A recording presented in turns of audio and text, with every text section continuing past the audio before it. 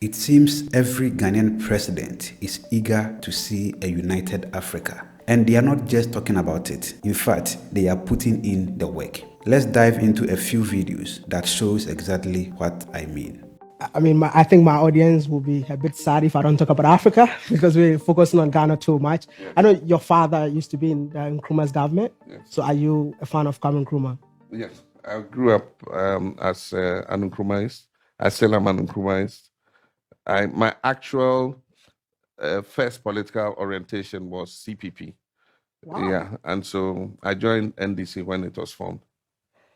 Nkrumah talked about borderless Africa. Yeah. I've been a victim. I just had a brawl at the Togo-Ghana border just because I refused to pay bribe. Yeah.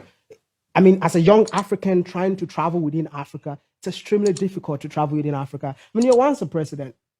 You don't think Africa need a border? We should be a borderless continent, just like Europe. I had a visa for Germany. I was in Austria. I was in Netherlands. No one asked me anything. But on the continent of Africa, there's no free movement of people and goods. I mean, I will want to ask you, because I'm so much advocate for this. And when you come to power, what are you going to do to change that? Well, I was president of Ghana, and so I was a member of the AU, Authority of African Heads of States. Mm. We prepared the protocol for visa-free travel in Africa. We're going to pass it in Kigali. At the last minute, there were objections from, I remember South Africa, but there were 2 or 3 countries that objected and said we should delay it until much later. Now, you know what I did? I came back to Ghana and I said, well, if the other countries won't pass it, we'll pass it in Ghana. And so I allowed visa-free travel for all African passports. You can apply for your visa at the airport. And people started taking advantage of it. Today, if you have an African passport, you can travel to Accra and apply for the visa when you get to Accra. And it hasn't changed Ghana in any way. Nothing extraordinary has happened. So I don't see why we cannot start with visa-free travel. In ECOWAS, we have it. ECOWAS, if you fly into Nigeria, you don't need a visa. I agree with you that the borders and the parochial things that the people do there it's not sanctioned. I mean, these are corrupt individuals who try to take advantage of a situation.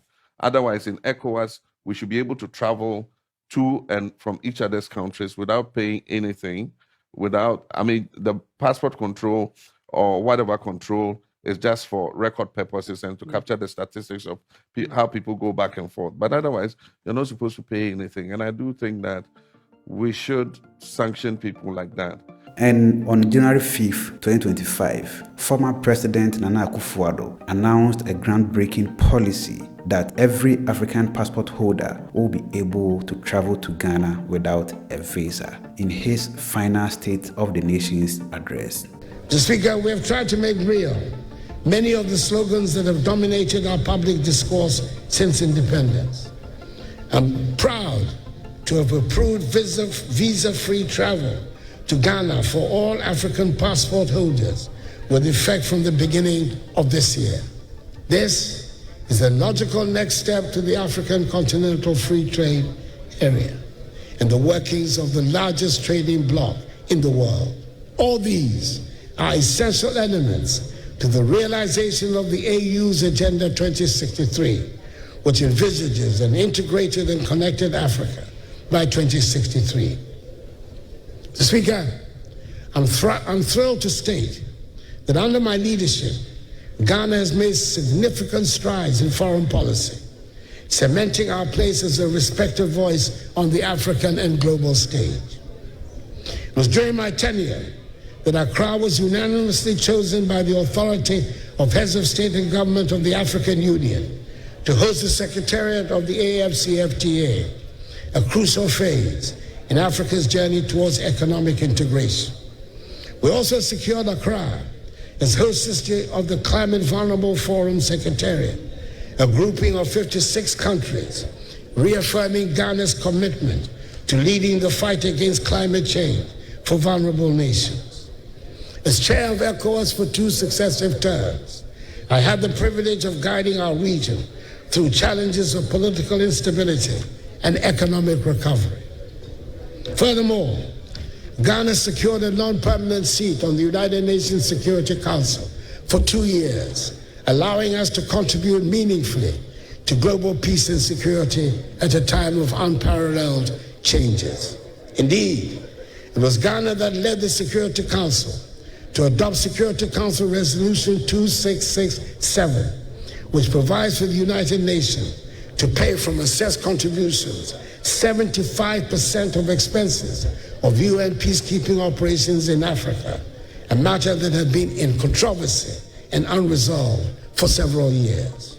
But this vision of unity isn't new. Dr. Kwame Nkrumah, Ghana's first president, a strong pan-Africanist, dreamt of a United States of Africa, a continent without borders, much like America and Europe. He was instrumental in founding the Organization of African Unity, OAU, in the year 1963, which later evolved into the African Union we know today. Nkrumah's vision was clear: tear down the walls that divide us politically and economically. Fighters for African freedoms, I appeal to you in the sacred name of Mother Africa to leave this conference resolved to rededicate yourselves to the task of forming among the political parties in your respective countries a broad united front based upon one common fundamental aim and object: the speedy liberation of your territories.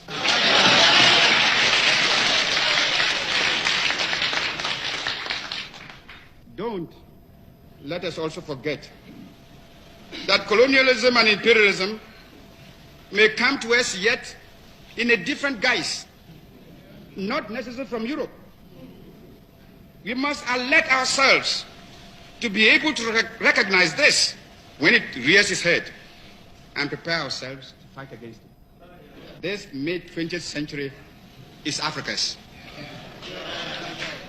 This decade is the decade of African independence. Forward then to independence now. Tomorrow, the United States of Africa.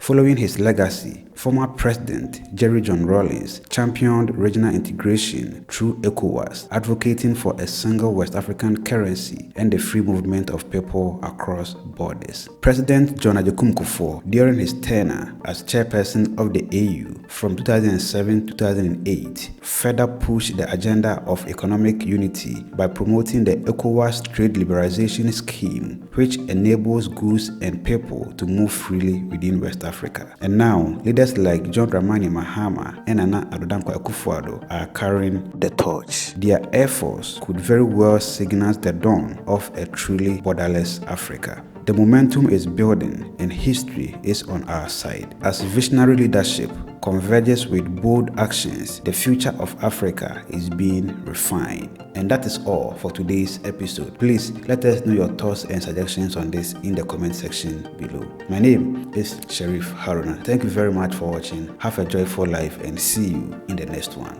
Mackerel.